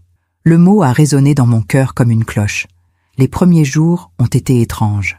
Léonie me regardait avec méfiance, comme si elle ne savait pas si elle pouvait me faire confiance. Aurélien ne parlait presque pas. Il restait collé à son père. Mais j'ai été patiente. Je leur ai préparé leurs plats préférés. Des crêpes, des pâtes à la tomate, des gâteaux au chocolat. Je leur ai lu des histoires le soir. Je les ai emmenés au parc, à la piscine municipale, au zoo. Et lentement, très lentement, la glace a fondu. Un après-midi, on était dans le jardin. Les enfants jouaient avec l'arrosoir. Léonie s'est approchée de moi. « Mamie? »« Oui, ma chérie. Pourquoi on ne venait jamais te voir avant ?» Mon cœur s'est serré. Parce que vous habitiez loin. Et que maman et papa étaient très occupés. Elle a réfléchi. Mais maintenant, on habite toujours loin, et on vient quand même. C'est vrai. Alors, c'était pas à cause de la distance, hein? J'ai regardé cette petite fille de 7 ans. Et j'ai vu qu'elle comprenait déjà tant de choses. Non, ma chérie, ce n'était pas à cause de la distance. Maman dit que tu n'aimais pas venir nous voir. Les mots sont entrés dans ma poitrine comme des lames. Ce n'est pas vrai, Léonie. J'ai toujours voulu vous voir. Toujours. Elle m'a regardée avec ses grands yeux clairs. Alors, pourquoi maman dit ça? Parce que j'ai cherché les mots justes. Parce que les adultes se trompent parfois. Ils disent des choses qui ne sont pas vraies. Pas par méchanceté, mais parce qu'ils ont mal. Léonie a hoché la tête. Maman a mal? Oui, je pense que maman a mal. À cause de papa? À cause de beaucoup de choses. Léonie s'est assise à côté de moi. Mamie? Oui, je suis contente d'être ici. J'ai senti les larmes monter. Moi aussi, ma chérie. Moi aussi. Le dernier soir avant qu'ils ne repartent, on a dîné tous ensemble sur la terrasse. Thérèse avait fait griller des merguez. Les enfants mangèrent des frites avec les doigts. Léonie racontait ses histoires d'école. Aurélien riait en écoutant sa sœur. Et moi, je les regardais. Ma famille. Enfin réunie. Pas comme avant. Pas comme je l'avais rêvé. Mais réunie quand même.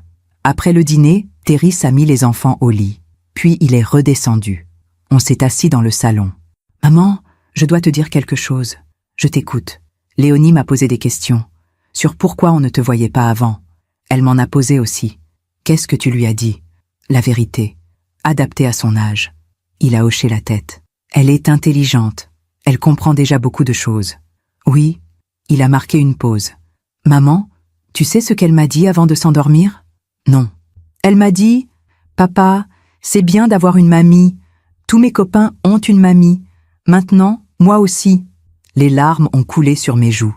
Et tu sais ce que ça m'a fait réaliser? Quoi? Que j'ai privé mes enfants d'une grand-mère pendant 7 ans.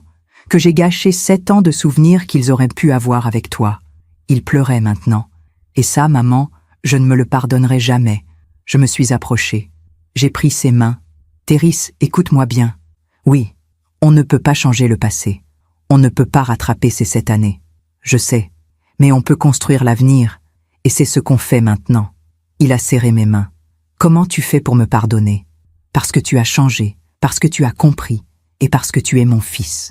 Où est arrivé? Un matin, j'ai reçu un message d'un numéro inconnu. J'ai ouvert le message. Théomira, c'est Maëlys. Mon cœur s'est accéléré. J'ai continué à lire. Je sais que nous ne nous sommes pas bien entendus. Je sais que j'ai été difficile. Les enfants m'ont beaucoup parlé de vous, de leurs vacances chez vous. Ils étaient heureux. Merci de vous occuper d'eux. J'ai relu le message 3 fois. Ce n'était moi pas des excuses, pas vraiment, mais c'était une reconnaissance. J'ai répondu simplement « Merci pour votre message. Les enfants sont merveilleux. Ils seront toujours les bienvenus chez moi. » Je n'ai pas ajouté autre chose. Pas de reproches, pas de rancune, juste la vérité. Quelques jours plus tard, Théris m'a montré un message de Maëlys. Elle lui demandait si je pouvais prendre les enfants une semaine en août. Elle a besoin de se reposer, a expliqué Théris. Son travail l'épuise, et ses parents ne peuvent plus l'aider autant. Qu'est-ce que tu en penses? Je pense que tu as le droit de dire non, après tout ce qu'elle t'a fait. J'ai réfléchi. Dis-lui que j'accepte. Maman, tu es sûre? Oui, parce que ce n'est pas pour elle. C'est pour Léonie et Aurélien. Cette semaine-là, j'ai eu mes petits-enfants pour moi toute seule. On a fait des gâteaux ensemble, on a peint des aquarelles, on a regardé des films. Un soir, Léonie m'a demandé « Mamie, tu étais triste avant ?»« Avant quoi, ma chérie ?»« Avant qu'on vienne te voir. » J'ai hésité. « Oui, j'étais triste. »« Parce que tu nous manquais ?»« Oui, vous me manquiez beaucoup. » Elle a réfléchi. « Maintenant, tu es contente ?»« Oui, ma chérie. Maintenant, je suis très contente. » Elle m'a serrée dans ses bras. Moi aussi, je suis contente. Septembre est arrivé. L'automne. Un dimanche après-midi, Théris et moi étions assis sur la terrasse. Les pivoines étaient fanées. Mais elles reviendraient au printemps. Comme toujours. « Maman ? Oui ? J'ai trouvé un appartement. » Mon cœur s'est serré. « Ah, c'est à 10 minutes d'ici. 2 chambres. Pour que les enfants puissent venir. C'est bien ? Je déménage le mois prochain. » J'ai hoché la tête. « Tu es prêt ? » « Oui, grâce à toi. » Il m'a regardé. « Maman, je ne sais pas comment te remercier. Pour tout. Pour m'avoir accueilli. Pour m'avoir supporté. Pour m'avoir aidé à devenir un meilleur homme. Tu n'as pas besoin de me remercier. » Si. Il a pris ma main. « Tu sais ce que j'ai appris cette année ? » « Quoi ? Que l'amour d'une mère n'est pas conditionnel. Tu aurais pu me rejeter. Tu aurais pu me faire payer. Mais tu ne l'as pas fait ? Non, parce que je t'aime. Et moi, je t'ai fait du mal. Oui. Mais tu m'as pardonné ? Oui. Pourquoi ? J'ai souri. Parce que pardonner, ce n'est pas oublier. C'est choisir de continuer à aimer malgré la douleur. Théris a déménagé fin septembre. Le jour du déménagement, je l'ai aidé à porter ses cartons. Quand tout a été installé, il m'a raccompagné à ma voiture. « Maman ? Oui ? Tu viendras dîner chez moi ? Ce dimanche ? Avec plaisir. Et tous les dimanches, si tu veux. » J'ai senti les larmes monter. Tous les dimanches, c'est parfait. Ce soir-là, je suis rentré chez moi. La maison était vide, mais elle n'était plus silencieuse, parce que maintenant, elle était remplie de souvenirs. Les rires de Léonie et Aurélien dans le jardin, les conversations profondes avec Théris dans le salon, les dîners partagés sur la terrasse. Je me suis assise dans mon fauteuil. J'ai regardé les photos sur le mur. Théris enfant, Théris adulte, Théris avec ses enfants. Et j'ai compris quelque chose. La justice n'était pas venue par vengeance. Elle était venue par l'équilibre naturel des choses. Maëlys avait tout voulu contrôler.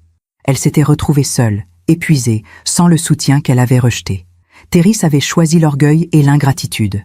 Il avait perdu sa famille, sa maison, ses illusions. Mais il avait gagné quelque chose de plus précieux, la conscience. Et moi, j'avais choisi la dignité, la patience, le pardon. Et j'avais gagné la paix. Ce soir-là, j'ai ouvert le tiroir de ma table de nuit. J'ai sorti la lettre, celle que j'avais écrite le soir de Noël. Je l'ai relue, chaque mot, chaque phrase. Et j'ai réalisé que cette lettre n'avait pas été une arme. Elle avait été une libération. J'ai pris une allumette, je l'ai craquée. J'ai approché la flamme du papier. La lettre a brûlé lentement. Les mots ont disparu dans les flammes, parce que je n'en avais plus besoin. Parce que la douleur était partie, parce que j'avais retrouvé ce que j'avais perdu. Pas mon fils tel qu'il était, mais mon fils tel qu'il aurait toujours dû être. La vie finit toujours par rendre ce qu'on lui donne. Maëlys m'avait traité de folle, Des années plus tard, je l'ai imaginée seule dans son appartement à Nantes, épuisée, regardant ses enfants dormir et se demandant où tout avait dérapé. La vie finit toujours par rendre ce qu'on lui donne. Nous sommes maintenant en décembre 2024, exactement 1 an après ce message cruel que Thérèse m'avait envoyé. 1 an après ce Noël que j'avais passé seule, à pleurer dans mon assiette. 1 an après avoir écrit cette lettre qui a tout changé. Ce matin, je me suis réveillée différemment. Pas avec cette lourdeur dans la poitrine que j'avais portée pendant des années. Pas avec cette question qui tournait en boucle. Qu'est-ce que j'ai fait de mal? Non. Ce matin, je me suis réveillée avec la certitude d'avoir fait ce qu'il fallait. Je suis descendue préparer le petit déjeuner. Thérèse arrive à 10 heures, avec Léonie et Aurélien. On passe Noël ensemble cette année. Ici, dans cette maison. Comme avant, mais différemment. Pendant que le café passait, j'ai regardé par la fenêtre. Il neigeait, comme l'année dernière. Mais cette fois, la neige ne me faisait pas peur. Cette fois, elle était belle. À 10 heures précises, la sonnette a retenti. J'ai ouvert la porte. Léonie s'est jetée dans mes bras. « Mamie, mamie, on est là !» Aurélien me serrait la jambe. « Mamie, regarde, il neige !» Thérèse était derrière eux, les bras chargés de cadeaux. « Bonjour, maman. Bonjour, mon chéri. » Il m'a embrassé, sur les 2 joues, puis il m'a serré dans ses bras. « Joyeux Noël, maman. Joyeux Noël. » On a passé la matinée à décorer le sapin. Léonie accrochait les boules avec application. Aurélien mettait les guirlandes n'importe comment. Thérèse avait mis de la musique, des chants de Noël. Et moi, je les regardais. Ma famille, enfin réunie. Pas parfaite, mais réelle. Vers midi, on s'est installé à table. J'avais préparé le repas que Thérèse aimait enfant. Dinde rôtie au thym, gratin dauphinois, haricots verts au beurre. La table était mise avec soin. La nappe brodée de ma mère, les assiettes en porcelaine, les verres en cristal. Tout ce que j'avais sorti l'année dernière pour un dîner solitaire. Mais cette fois, la table était pleine. Avant de commencer, Thérèse a levé son verre. Je voudrais porter un toast. Tout le monde a levé son verre. Même Aurélien avec son jus de pomme. À mamie. Léonie a répété « À mamie !» À la femme la plus forte que je connaisse, a continué Thérèse. À celle qui m'a donné la vie, qui m'a élevée seule après la mort de papa, qui m'a tout donné, et que j'ai failli perdre par ma stupidité. Sa voix tremblait. À celle qui m'a appris que le pardon existe, que la dignité vaut plus que l'orgueil, et que l'amour d'une mère est la chose la plus précieuse au monde. Les larmes coulaient sur ses joues. Maman, je t'aime, et je passerai le reste de ma vie à te le prouver. J'ai essuyé mes propres larmes. Je t'aime aussi, mon chéri. On a trinqué, tous ensemble, et dans ce tintement de verre, j'ai entendu la guérison. Après le repas, on a ouvert les cadeaux. Léonie a déballé une poupée que je lui avais tricotée. Elle l'a serrée contre son cœur. « Elle est trop belle, mamie. Je vais l'appeler Théomira, comme toi. » Mon cœur a explosé de joie. Aurélien a reçu une petite voiture rouge, comme celle que Thérèse avait quand il était petit. « Vroom, vroom !» criait-il en la faisant rouler sur le parquet. Exactement comme son père 33 ans plus tôt. Puis Thérèse m'a tendu un paquet. « C'est pour toi, maman. » J'ai ouvert le papier cadeau. C'était un cadre. À l'intérieur, une photo de nous tous, prise l'été dernier dans le jardin. Thérèse, moi, Léonie et Aurélien, tous souriants. En dessous de la photo, une phrase gravée. Une famille se construit avec le cœur, pas avec le sang. Merci de nous avoir appris cela. J'ai regardé la photo longtemps. Cette photo que je n'aurais jamais cru possible, 1 an plus tôt. L'après-midi, on a regardé un film. Les enfants se sont endormis sur le canapé. Thérèse et moi, on est sortis sur la terrasse. Il faisait froid, mais on avait nos manteaux. On est restés silencieux un moment, à regarder la neige tomber. Puis Thérèse a parlé. « Maman, tu te souviens de ce que tu m'avais dit? Que la vie finit toujours par rendre ce qu'on lui donne? » Oui, tu avais raison. Que veux-tu dire? Il a pris une grande inspiration. J'ai des nouvelles de Maëlys. Mon cœur s'est serré. Elle va bien? Physiquement, oui, mais il a hésité. Elle est seule, vraiment seule. Elle travaille tout le temps. Elle n'a pas d'amis, pas de vie sociale. Ses parents sont trop âgés pour vraiment l'aider. Et les enfants? Quoi, les enfants? Ils lui en veulent, Léonie surtout. Elle lui a demandé pourquoi elle nous avait empêchés de te voir pendant tant d'années. Qu'est-ce que Maëlys a répondu? Elle n'a rien répondu. Elle a changé de sujet. Il a marqué une pause. Tu sais ce que Léonie m'a dit ensuite? Non. Elle m'a dit, maman ment tout le temps. Elle dit que c'était toi qui ne voulais pas nous voir. Mais c'est pas vrai. Mamie nous a montré. Elle nous aime. Les larmes ont coulé sur mes joues. Ces enfants sont intelligents. Oui, et ils voient clair maintenant. Thérisse a regardé ses mains.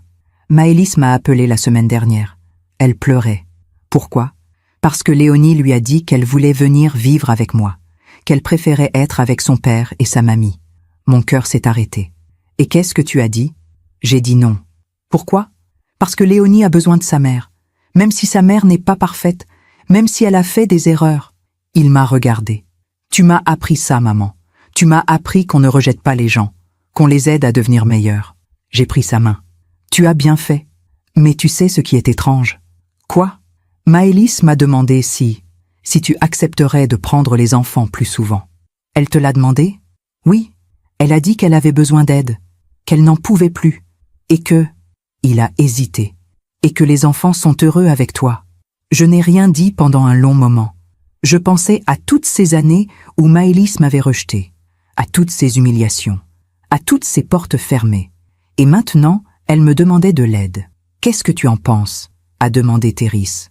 Je pense qu'elle récolte ce qu'elle a semé.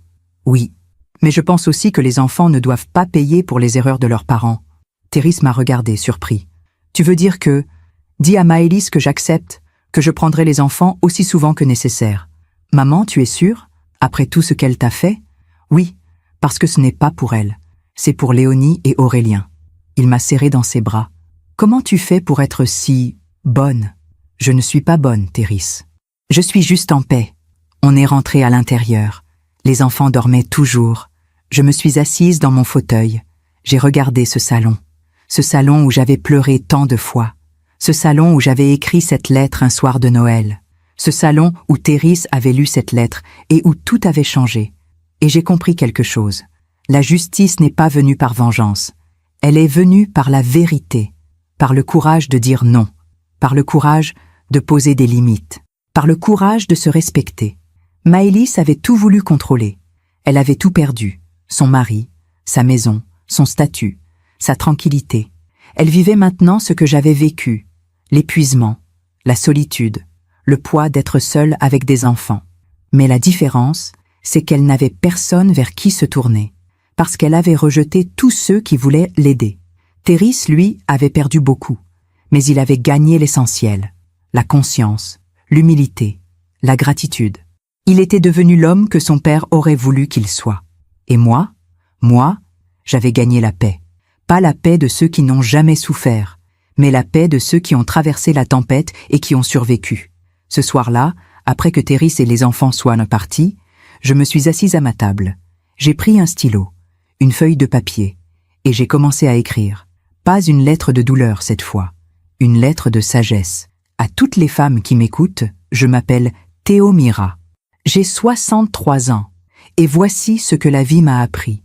Si un jour, quelqu'un vous rejette, vous humilie, vous fait sentir que vous êtes trop présente, trop aimante, trop encombrante, sachez ceci, ce n'est pas vous le problème, c'est leur incapacité à recevoir l'amour. Si un jour, votre enfant vous dit qu'il a honte de vous, ne vous effondrez pas.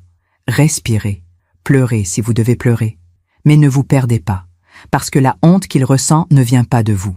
Elle vient de ce qu'on lui a mis dans la tête.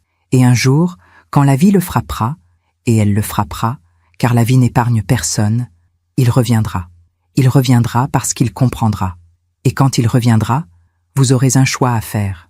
Le rejeter à votre tour? Non. Le pardonner immédiatement sans condition? Non plus. Le bon choix, c'est celui du milieu.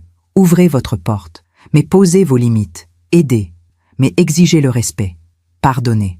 Mais ne laissez plus personne piétiner votre dignité. La justice viendra, pas par vous, mais par la vie elle-même. Ceux qui sèment l'orgueil récolteront la solitude. Ceux qui sèment l'ingratitude récolteront la perte. Ceux qui sèment le mépris récolteront l'abandon. C'est la loi de l'univers. Vous n'avez pas besoin de vous venger. Vous avez juste besoin de vous respecter. Et surtout, n'oubliez jamais ceci. L'amour d'une mère est la chose la plus puissante au monde. Pas parce qu'il est aveugle, mais parce qu'il est conscient. Il sait pardonner, mais il sait aussi dire non. Il sait donner, mais il sait aussi recevoir. Il sait aimer, mais il sait aussi se protéger.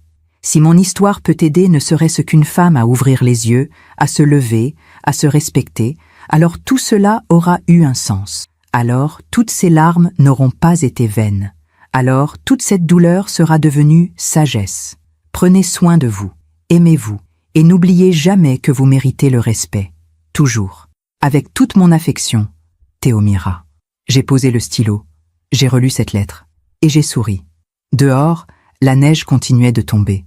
Mais dans mon cœur, c'était le printemps, parce que j'avais survécu, parce que j'avais appris, parce que j'avais choisi la dignité plutôt que la vengeance, et parce que j'avais compris la plus grande leçon de toutes. On ne peut pas forcer les gens à nous aimer, on ne peut pas forcer les gens à nous respecter. Mais on peut se forcer soi-même à ne plus accepter le mépris, et c'est là que commence la vraie liberté. J'ai regardé les pivoines sécher dans le vase, elles reviendraient au printemps, comme toujours. Parce que les pivoines ne mentent jamais.